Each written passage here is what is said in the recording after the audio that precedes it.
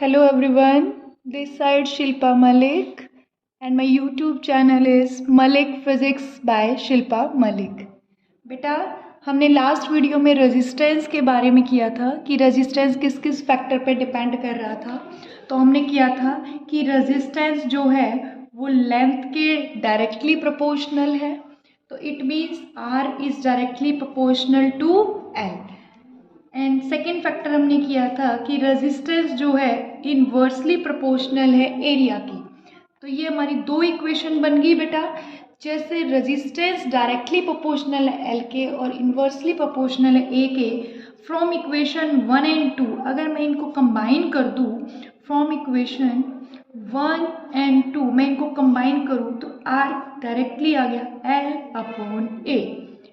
समझ आ गया। और जैसे ही बेटा मैं प्रोपोर्शनैलिटी का साइन हटाऊंगी कोई कांस्टेंट आएगा और ये कांस्टेंट हमारा क्या है बेटा, रेजिस्टिविटी। क्या है ये?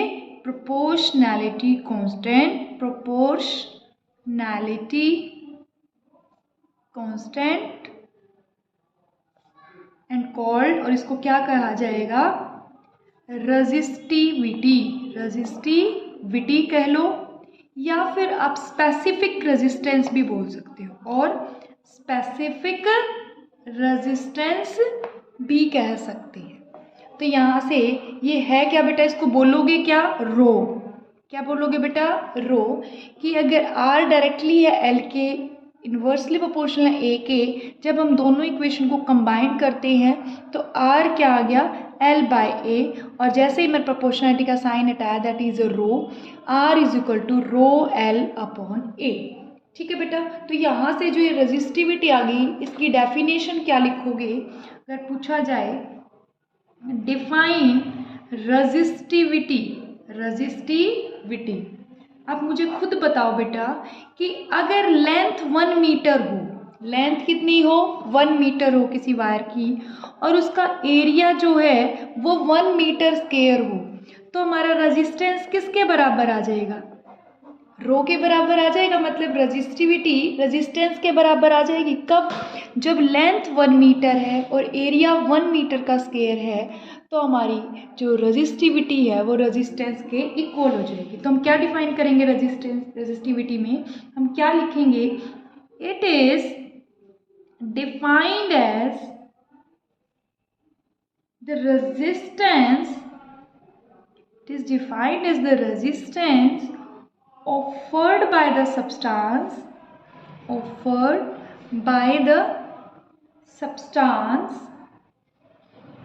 of that material having unit length and unit area of cross section, having unit length and unit area of cross section. तो मतलब कि अगर लेंथ 1 मीटर है और एरिया भी 1 मीटर स्क्वायर है तो हमारी रेजिस्टेंस जो है रेजिस्टिविटी के इक्वल हो जाएगी। तो R का फॉर्मूला तो था रो L अपॉन A, तो यहाँ से रो किसके बराबर आ गई बेटा, R, A ऊपर चला गया और L नीचे। रेजिस्टिविटी किसके बराबर आ गई, रो किसके बराबर आ गई, आर ए बाई एल। तो अगर मैं इसकी यूनिट निकालूं तो रेजिस्टेंस की यूनिट क्या होती है, ओम, एरिया की यूनिट मीटर स्क्वायर, लेंथ की यूनिट मीटर। तो मीटर स्क्वायर, मीटर से मीटर कैंसिल, तो किसके बराबर आ गई बेटा, ओम मीटर।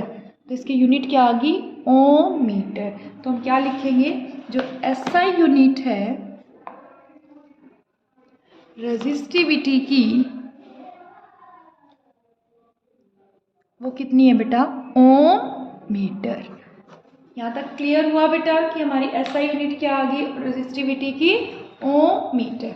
अब जैसे रो हमारी आर एल अपॉन ए है और रो हमारा प्रोपोर्शनैलिटी कांस्टेंट थी बेटा, इस इक्वेशन में प्रोपोर्शनैलिटी कांस्टेंट थी। इट मीन्स रो हमारी ना तो लेंथ पे डिपेंड करेगी ना एरिया पे। तो क्या लिखेंगे, resistivity does not depends on length and area of cross section। कि अगर तुम लेंथ बढ़ा रहे हो तो रेजिस्टेंस बढ़ेगा बट रेजिस्टिविटी कांस्टेंट रहेगी, रेजिस्टिविटी वेरी नहीं करेगी। एरिया के भी बढ़ाने से या घटाने से रेजिस्टेंस पे इफेक्ट पड़ेगा बट रेजिस्टिविटी पे कोई भी इफेक्ट नहीं पड़ेगा। तो रेजिस्टिविटी किस फैक्टर पे डिपेंड करती है बेटा? रेजिस्टिविटी दो फैक्टर पे डिपेंड करती है, नेचर ऑफ मटेरियल पे, नेचर ऑफ मटेरियल पे, और सेकेंड इज टेम्परेचर पे। ठीक है, इन दो फैक्टर पे डिपेंड करती है, फैक्टर्स अफेक्टिंग रेजिस्टिविटी। रेजिस्टिविटी यहां तक समझ आया बेटा?